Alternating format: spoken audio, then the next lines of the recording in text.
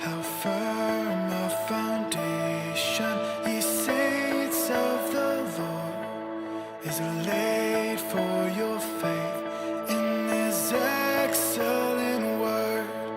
What more can he say than to you he has said, to you who for refuge to Jesus has fled?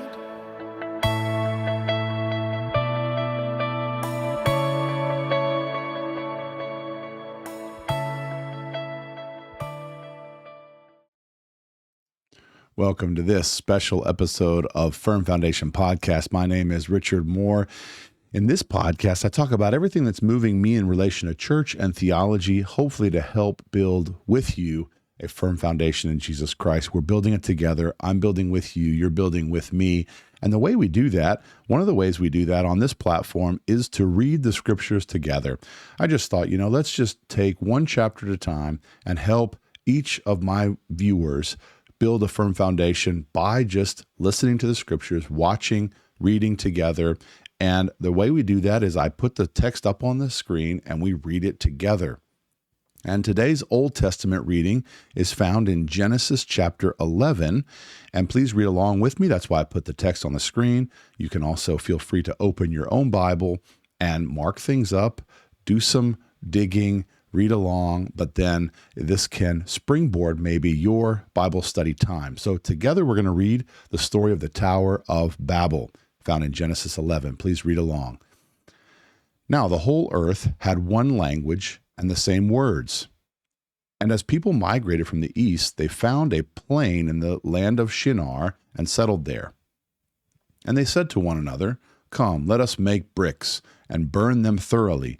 And they had brick for stone and bitumen for mortar. Then they said, "Come, let us build ourselves a city and a tower with its top in the heavens, and let us make a name for ourselves, lest we be dispersed over the face of the whole earth." And the Lord came down to see the city and the tower which the children of man had built. And the Lord said, "Behold, they are one people, and they have all one language. And this is only the beginning of what they will do, and nothing that they propose to do will now be impossible for them. Come, let us go down, and there confuse their language, so that they may not understand one another's speech." So the Lord dispersed them from there over the face of all the earth, and they left off the building of the city. Therefore, its name was called Babel, because there the Lord confused the language of all the earth, and from there the Lord dispersed them over the face of all the earth. Shem's descendants. Genesis 11:10. These are the generations of Shem. When Shem was 100 years old, he fathered Arpachshad 2 years after the flood. And Shem lived after he fathered Arpachshad 500 years, and had other sons and daughters. Then Arpachshad had lived 35 years, he fathered Shelah. And Arpachshad lived after he fathered Shelah 403 years, and had other sons and daughters. When Shelah had lived 30 years, he fathered Eber. And Shelah lived after he fathered Eber 403 years, and had other sons and daughters. When Eber had lived 34 years, he fathered Peleg. And Eber lived after he fathered Peleg 430 years, and had other sons and daughters. When Peleg had lived 30 years, he fathered Roi. And Peleg lived after he fathered Roi 209 years, and had other sons and daughters. When Roi had lived 32 years, he fathered Serug. And Roi lived after he fathered Serug 207 years, and had other sons and daughters. When Serug had lived 30 years, he fathered Nahor. And Serug lived after he fathered Nahor 200 years, and had other sons and daughters. When Nahor had lived 29 years, he fathered Terah. And Nahor lived after he fathered Terah 119 years, and had other sons and daughters. When Terah had lived 70 years, he fathered Abram, Nahor, and Haran.